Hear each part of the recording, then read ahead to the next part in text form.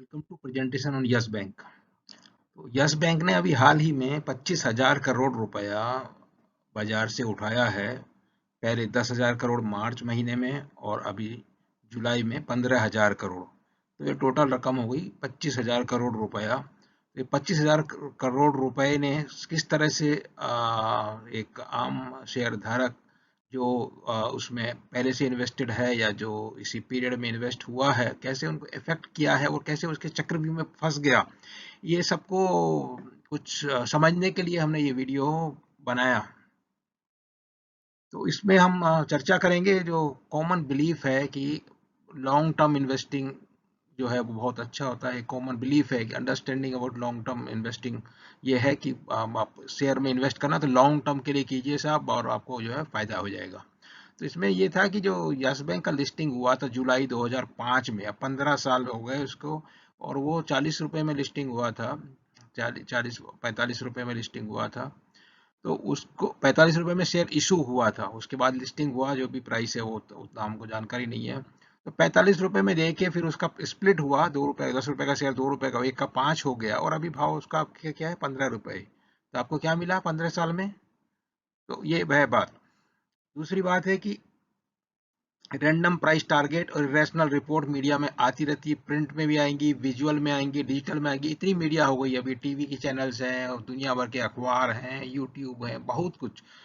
तो अभी कोई देता है प्राइस टारगेट 1 रुपया, यस बैंक का प्राइस टारगेट 1 रुपया। कोई देता है यस बैंक का प्राइस टारगेट 8 रुपया। कोई दूसरा शेयर है जो बाजार में जिसका भाव 25-30 रुपए चलता है, उसका भाव कोई देगा 1,000 रुपया। तो ऐसा कुछ भी जो आता रहता है, तो उन पे विश्वास करना किस तरह से करना, किस तरह से चेक करना, ये वीडियो में थोड़ा कवर किया है, इन जनरल भी कवर किया यस बैंक के अलावा। और दूसरा क्या होता है कि बाजार में एक पर्टिकुलर शेयर को लेके या एक पर्टिकुलर प्रमोटर को लेके बहुत क्रेज हो जाता है, किसी भी भाव में हमको चाहिए, रोज सर्किट लगता रहेगा, महीने तक, 2 महीने तक, 3 महीने तक रोज सर्किट लगता रहेगा। या फिर कभी ऊपर का लगेगा, कभी नीचे का लगेगा। तो कभी क्या है, कोई शेयर है वो इंडेक्स में जा रहा है, निफ्टी में आ रहा है, निफ्टी से बाहर निकल रहा है, उसके लिए इतना बड़ा सब क्रेज होता है। अभी H D F C life को इंक्लूड किया गया तो भाव बढ़ता रहा, बढ़ता रहा, इंक्लूड हो गया तो नीचे गिर गया। तो सीजनल रेटिंग है। अभी क्या है, ये rating agency, international rating agency है, वो भी क्या करती है, जब ये सब कुछ कबाड़ा हो गया उसके बाद उसका रेटिंग डाउनग्रेड कर देती है, और जब पहले उनको कुछ पता नहीं लगता है। और गवर्नमेंट का भी ऐसा ही है कि जब सब कुछ 5 मार्च को शाम को जो है बंद हो गया, उसके बाद जो है यस बैंक का इन्होंने जो है मोराटोरियम डिक्लेयर कर दिया, 50,000 ज़्यादा निकाल नहीं सकते। उसके पहले कुछ नहीं, सब कुछ ठीक ठाक चल रहा था। तो अगले दिन जो है सब इसमें आएगा, बाकी उसी समय बताएंगे। तो वो ये कभी ओवर रिएक्ट करती हैं, कभी कुछ रिएक्ट नहीं करती। गवर्नमेंट एजेंसी हो, रेगुलेटर हो, सेबी हो या स्टॉक एक्सचेंज हो, सबका मतलब उतना रेशनल बहुत बार जो है इरेशनल रहता है। तो जो शेयर प्राइस वो क्या है, ये सब सारी जो ऊपर जो बातें हम लोग कर रहे हैं उन सबका एक निचोड़ है जो शेयर प्राइस में रिफ्लेक्ट होता है, वो बढ़ जाता है, घट जाता है एक एक चीज को लेके।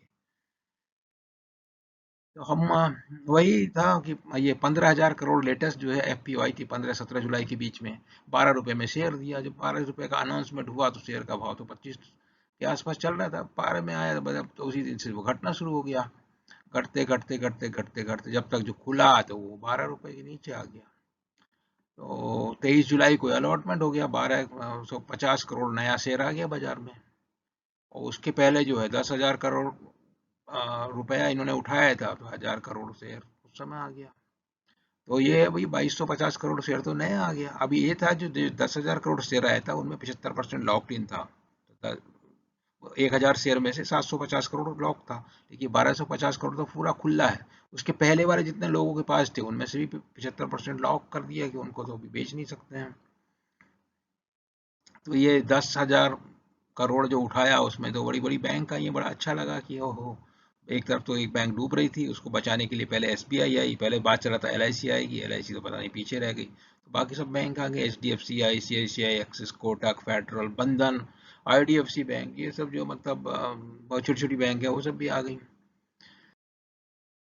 तो 5 मार्च को जब मोरेटोरियम डिक्लेयर हो गया तो उसके बाद फिर इन्होंने जो है 13 मार्च को वो गवर्नमेंट ने नोटिफिकेशन जारी किया, उसमें रिकंस्ट्रक्शन स्कीम थी, वो थी उसमें कि एसबीआई जो 14% स्टेक लेगी और कम से कम 26% 3 साल तक मेंटेन करेगी। तो मतलब जो ये एफपीओ वाला जुलाई में जो आया है, ये इनका पहले से दिमाग में था कि 26 49 अभी लेंगे और 46 उसको कर देंगे। बाकी जिन लोगों को पता होगा उन्होंने फायदा उठाया होगा। दूसरा, मोरेटोरियम फिर 18 मार्च से ख़त्म कर दिया। पहले तो 3 अप्रैल तक के लिए था वो।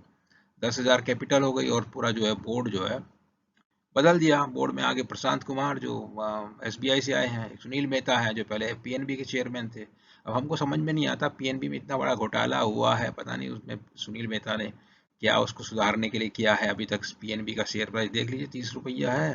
अब पहले 100 150 रुपया होता था। ये रहे, अब आके अब यस बैंक में आ गया, आई डोंट नो।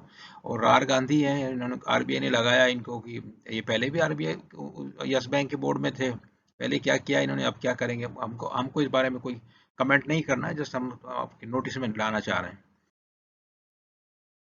इसके पहले थोड़ा सा हिस्ट्री में जाएंगे तो जब रवनीत गिल सीईओ हुआ करते थे, उस समय 83 रुपये 55 पैसे में इन्होंने जो है 23 करोड़ शेयर इशू किए। तो अभी कितने में इशू किए हैं? 10 रुपये में और 12 रुपये में। अब ये पीरियड कितना हुआ? अगस्त 8 2019 से और 14 अगस्त 2019 और 14 अगस्त से जुलाई, मतलब 1 साल के अंदर अंदर हम होशियार बन गए कि हमने 12 रुपये में इशू कर दिए शेयर। और कितने शेयर इशू कर दिए? पहले तो 23 करोड़ थे, अभी 2300 करोड़। और 83 की बजाय 1200। अब कौन होशियार है, कौन बेवकूफ़ है? अब इस बारे में आप खुद ही अपना फैसला कीजिए। तो उस समय भी करीब 10% इक्विटी डाइल्यूट हुआ था। अभी तो क्या डाइल्यूट क्या मतलब पानी हो गया पूरा। उसके बाद जब उन्होंने दूसरा ये कैपिटल खाली बढ़ाने का प्लान किया था 300 करोड़ से 900 करोड़ करने के लिए शेयर का, उसी दिन प्राइस तो धनाधन गिरना शुरू हो गया। तब 70 80 रुपये भाव होता था। उस समय राकेश झुनझुनवाला भी लगाने की बात कर रहे थे 60 70 के भाव में, फिर बाद में से पता नहीं कहाँ गए, अभी लगाया कि नहीं लगाया नहीं मालूम। ये प्राइस का इसका इतिहास है। 12 जुलाई 2005 में लिस्टिंग हुआ था, करीब वही कुछ प्राइस नजर आता है 45 में लिस्ट हुआ था। 30 गुना सब्सक्राइब हुआ था इसका जो आईपीओ था। और बढ़ते बढ़ते बढ़ते बढ़ते जो है करीब ये एक बार स्प्लिट किया इन्होंने, 1 का 5 शेयर फेस वैल्यू 10 का 2 कर दिया। और उसके स्प्लिट के बाद में भी जो है ये दूसरी जो तिमाही, मतलब तीसरी तिमाही में 12 जुलाई 2000 सॉरी 2018 में जो है ये 404 टच किया। और उसके बाद जो है इसका जो है धराशायी होना शुरू हो गया। जो नीचे इसमें 2 साल वाले में दिखाया हुआ है, ये 404 से एकदम नीचे नीचे नीचे नीचे नीचे नीचे आता गया। और एफपीओ जो आई है अभी, एफपीओ के बाद वैल्यू डिस्ट्रक्शन हुआ। जो एफपीओ डिक्लेयर हुई तो 25 30 रुपए भाव था, उसके बाद तो पता 12 में मिल रहा था, मतलब इसका वर्थ 12 रुपए है। 25 में कोई क्यों लेगा? सीधे सीधे घट के जो 12 10 12 15 अभी आ गया। लेकिन उसके बीच में एक चक्रव्यूह था। चक्रव्यूह था मार्च महीने में, जब 5 मार्च को ये सब डिक्लेयर हो गया तो 6 मार्च को जो है एक रिपोर्टें आनी शुरू हो गई तरह तरह की। तो उस दिन शेयर प्राइस इतना फ्लक्चुएट हुआ, 5 रुपए से लगा के जो है पता नहीं 20 22 रुपए कितना तक गया, और 16 15 16 में बंद हुआ। तो उस समय सर्किट थे, खुल रहे थे बाजार में। रेगुलेटर एक्सचेंज क्या कर रहे थे हमको समझ में नहीं आता, क्यों इतना फ्लक्चुएशन अलाउ करना चाहिए या इसको ट्रेडिंग बंद करना चाहिए था, क्या करना चाहिए था। उसके बाद में जो है ये धनाधन धनाधन बढ़ता गया, 18 मार्च तक बढ़ा। और 18 मार्च को जो है लोग निकल लिए, इंक्लूडिंग जो सो कॉल्ड जो बैंक जो इसको उबारने के लिए आए थे, उनमें से भी कुछ ने अपना माल बेच दिया। और जो पहले के प्रमोटर थे मधु कपूर, वो इतने दिन तक लड़ रही थी, इसके बारे में लड़ाई चल रही थी, वो भी निकल रही है, अपना जो भी इतना शेयर बेच सकती थी बेच के वो लोग बाहर हो गए। और फिर धीरे धीरे धीरे घट के जो है फिर वही 25 30 रुपए में आ गया। चक्र भी यही है।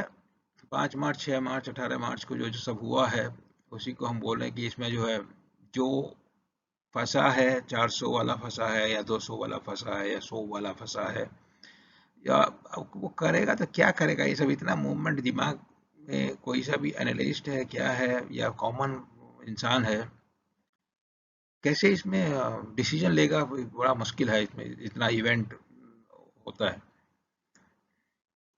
तो जब वही कैंडल वैंडल का भी कुछ लोग देखते रहते हैं, कभी एक हरा कैंडल एक लाल कैंडल, हरा कैंडल बड़ा बड़ा एकदम, कभी इधर जाता है कभी उधर जाता है। 20 अगस्त 2018 को जब इसका प्राइस 400 टच किया था, उस समय इक्विटी कैपिटल जो है 461 करोड़ था, मतलब 230 के करोड़ के करीब जो है शेयर आउटस्टैंडिंग थे। अभी मार्केट कैप जो इसका इक्विटी कैपिटल हो गया 5010 करोड़, मतलब 2500 करोड़ करीब शेयर जो है मार्केट में कंपनी ने इशू किए हैं। अब उस मार्केट कैप जो है 37,000 करोड़ है 15 रुपए के भाव में। अब जैसे भाव घटेगा या बढ़ेगा उस हिसाब से मार्केट कैप चेंज हो जाएगा।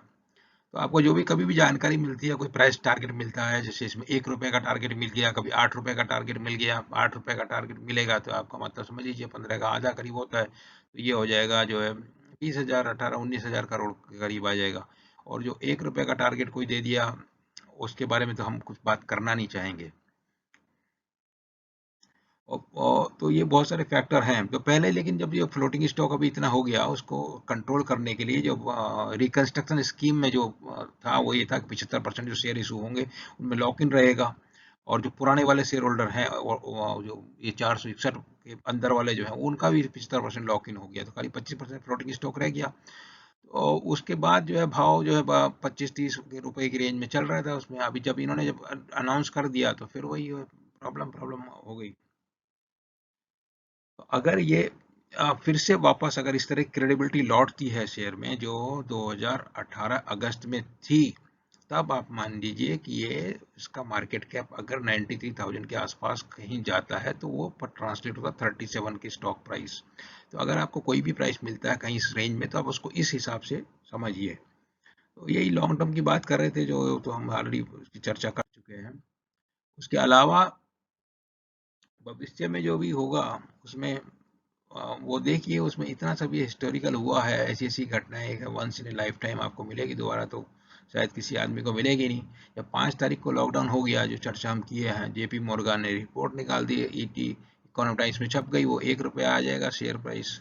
यस बैंक का टारगेट 1 रुपया डिक्लेयर कर दिया उन्होंने। फिर उनका ईटी नाउ चैनल जो टीवी वाली है उसमें, उसके वो भी इसमें रिपोर्ट हो गया, वो बोलते हैं कि जो है यस बैंक जो है एलआईसी और एसबीआई को 2 रुपए में शेयर इशू कर रही है, और था 10 रुपए, 2 रुपए वाले फेस वैल्यू।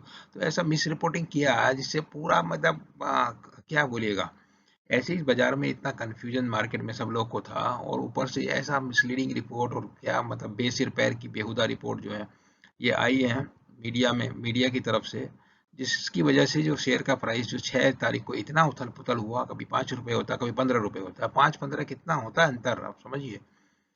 एक जरा सी देर में आपका 1/3 हो जाता पैसा। लॉन्ग टर्म तो भूल जाइए उसमें। और ये सब लोग जो है बीएससी एनएससी रेगुलेटर से भी सब लोग देखते रहे, कुछ किया नहीं, मतलब सर्किट लगता खुलता क्या उसमें कुछ नहीं बोल सकते हैं। तो अभी जो हुआ दूसरा ये हुआ कि ये जो कोटक महिंद्रा बैंक थी और आईडीएफसी फेडरल बैंक, इन सब ने लिए थे शेयर उसमें जो स्कीम के अंदर, रिकंस्ट्रक्शन स्कीम में, ये लोग थोड़ा सा अपना जो भी कुछ थोड़ा हिस्सा बेच के निकल लिए। 23 अप्रैल को रिपोर्टिंग हुआ, जब मतलब 31 मार्च की शेयर होल्डिंग फाइल हुई, तो ये तो जो है वो 13-14 मार्च को तो अलॉट हुए थे, और 31 मार्च के पहले इन्होंने बेच भी लिए। अब आईपीओ आ रही थी, आईपीओ के आने के साथ साथ ही मैक्वेरी जो है बड़े इंटरनेशनल हैं ब्रोकरेज हाउस, उन्होंने अंडर परफॉर्म रेटिंग दे दी, 12 में दे रहे हैं। तो उन्होंने तो 8 का प्राइस टारगेट दे दिया, 8 का प्राइस टारगेट दे दिया तो लोग भरे ही नहीं, उसमें सब्सक्राइब ही नहीं हुआ। सब्सक्राइब होने के पहले जब तक वो लिस्टिंग होना था, तो गिरते गिरते गिरते गिरते गिरते जब लिस्टिंग हुआ तो 12 रुपया। और जब तक जो है उसके बाद जो है ये अपग्रेड करना शुरू का खेल शुरू हुआ, दूसरा खेल शुरू हुआ है। तो उसमें क्या होता है कि 3 अगस्त को मूडी ने अपग्रेड कर दिया।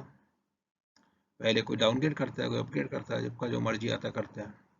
फिर एलआईसी ने परचेज किया, 7 अगस्त को रिपोर्ट किया कि 5% हिस्सेदारी ले ली, तो फिर जो है 12 का एकदम बढ़ गए, बढ़ते 16 रुपये आ गया। तो क्या लॉन्ग टर्म है, आप देखिए 12 रुपये में अगर आपने आईपीओ में लगा दिया और इसी रिपोर्ट को मक्वेरी को नहीं देखा, 12 में लगाया, 16 में कमा लिया अपना, आपको मिल गया 25% आपको 10-15 दिन में। और लॉन्ग टर्म वाले बैठे हुए 45 रुपये का प्राइस वाला, 15 साल में कुछ नहीं मिला उसको, जो डिविडेंड मिला उतना ही है। तो ये सब होता है, जो भी बाजार में इस तरह के चक्रव्यूह, एक शेयर में नहीं सभी शेयर में ऐसा चलता है। कभी तो जो भी है, यस बैंक तो एक है, आज की तारीख में धीरे धीरे जो है इसमें सब नॉर्मलाइज हो जाएगा, ऐसा उम्मीद है। वीडियो पसंद आया हो तो आप चैनल को सब्सक्राइब कीजिए, उस चैनल में हम अपडेट वगैरह देते रहते हैं। Thank you.